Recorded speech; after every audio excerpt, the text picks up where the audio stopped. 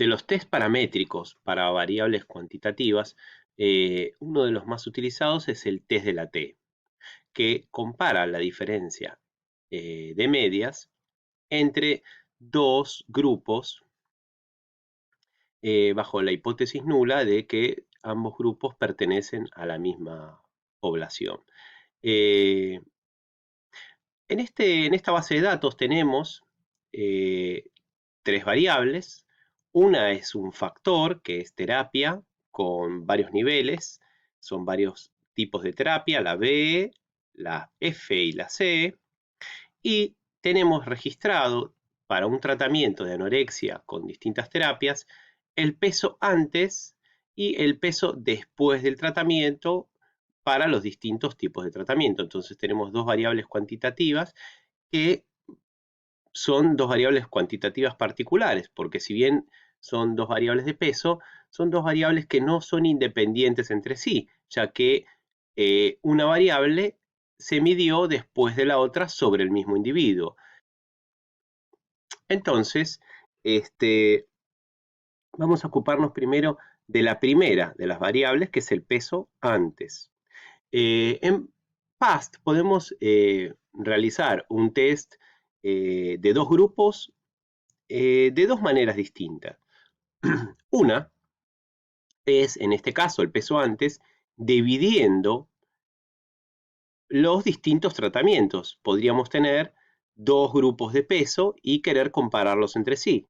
Podríamos dividir el grupo B y el grupo F y que cada uno ocupe una diferente columna y compararlos entre sí.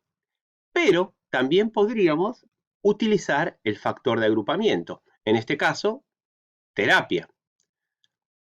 Lo que tengo que hacer es indicar que terapia es un factor de agrupamiento, una variable categórica con distintos niveles.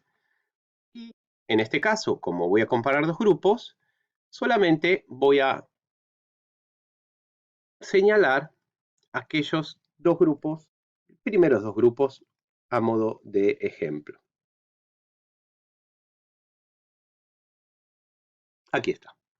Entonces, terapia tiene dos niveles y el peso antes queda dividido en estos dos niveles. Vamos a realizar un test de la T para estos dos niveles, para comparar el peso antes en los dos tipos de tratamiento, donde esperamos que no haya diferencias en principio significativas. Vamos a test para dos muestras. Vamos a test para dos muestras F o T, las primeras opciones, y automáticamente nos aparecen todos los distintos test, tanto paramétricos como no paramétricos, que realiza sobre dos muestras PAST. Lo primero que vamos a tener es la diferencia entre medias, el n, la diferencia acá entre cada una de las medias, la media para el primer grupo de 82,69, la media del segundo grupo 83,22, con lo que ya tenemos mucha información de que no debe ser muy importante la diferencia entre esas dos medias, el intervalo de confianza sobre esas dos medias, la varianza del grupo 1, la varianza del grupo 2, y aquí está la diferencia entre estas dos medias, que es de 0,53976 gramos. También acá tenemos los coeficientes, ¿sí? El coeficiente, el intervalo 95 para la diferencia entre medias, y el mismo intervalo, pero obtenido no a partir de la función paramétrica, sino a partir del remuestreo.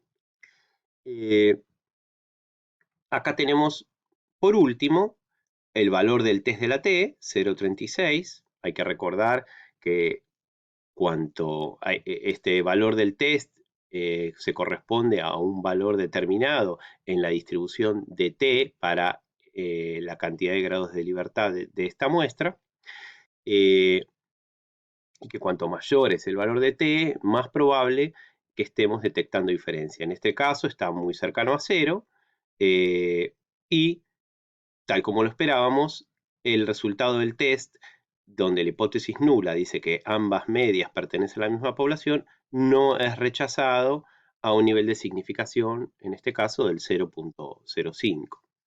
Aquí está el valor crítico para el test de la T de 2, 1, 54. Y tenemos el que es conocido como el test de Welch o el test de la T corregido, que es más resistente o robusto a las diferencias entre las varianzas. Está aquí abajo, que tampoco da significativo. Tenemos el valor de probabilidad obtenido mediante permutaciones. Este valor de probabilidad es adecuado para cuando nuestra muestra es pequeña o no se está cumpliendo el supuesto del test de la T de igualdad de las varianzas. Y también tenemos el Bayes Factor, ¿sí?, que evalúa la evidencia en cuanto a la diferencia sustancial entre medias, que en este caso también es bajo. Por último, aquí debajo tenemos los valores de permutaciones o la posibilidad de realizar permutaciones, que va a modificar cada vez que las realicemos todos los estimadores que se obtuvieron mediante este procedimiento. Si lo volvemos a calcular, vemos que para el valor de Monte Carlo va a haber cambios cada vez que lo volvamos a correr, y lo mismo para el intervalo de confianza por bootstrap, ya que cada vez que se vuelve a correr la simulación, lo hace por un punto distinto a partir de un remuestro aleatorio, entonces hay pequeñas diferencias entre los resultados. Si quisiéramos controlar el supuesto de igualdad de las varianzas, tendríamos que ir a F-test, que es el test propiamente de las varianzas, y controlar si estamos rechazando la hipótesis nula de igualdad de las varianzas, cosa que en este caso no ocurre. Aquí tenemos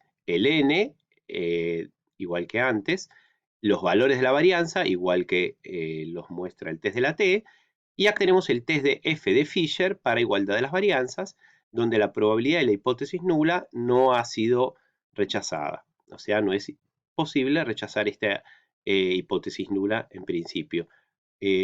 Tampoco es posible hacerlo mediante permutaciones. Y se nos indica que el valor crítico del test de la F para esta muestra es de 2,31. Y como estamos en 1,07, estamos bastante más por debajo del valor crítico. Igualmente como antes, también tenemos la posibilidad de correr nuevamente el proceso de simulación para controlar la consistencia en los valores de probabilidad obtenidos mediante este procedimiento, y vemos que no hay grandes diferencias. Podemos concluir entonces que bajo los distintos procedimientos, ya sea el test de la T tradicional, el test de la T con la corrección de Welch para varianzas desiguales,